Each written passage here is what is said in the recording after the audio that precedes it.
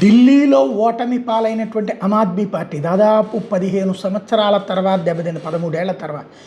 అలాంటి ఆమ్ ఆద్మీ పార్టీ ఇప్పుడు పంజాబ్లో మాత్రమే అధికారంలో ఉంది.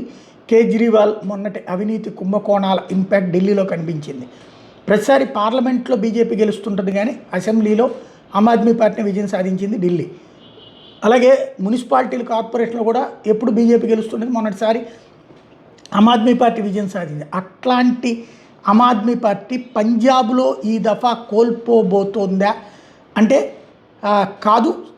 ఓవరాల్గా బీజేపీ అక్కడ పంజాబ్లో 100 దాటడం ఫస్ట్ టైం. అంటే బీజేపీ బలపడింది.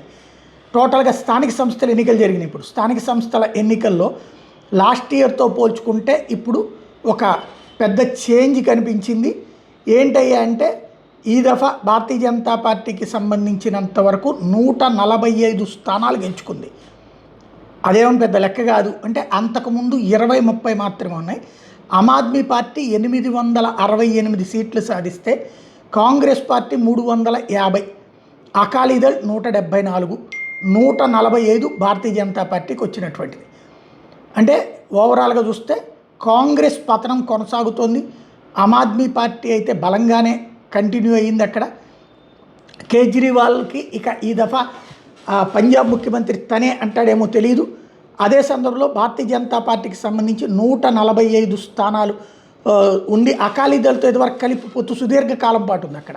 ఇప్పుడు బీజేపీని వదులుకొని అకాలీదళ్ నాశనమైంది, అకాలీదళ్ని వదులుకొని బీజేపీ నాశనమైంది. కాంగ్రెస్ పార్టీ అయితే దారుణమైన దెబ్బతింది.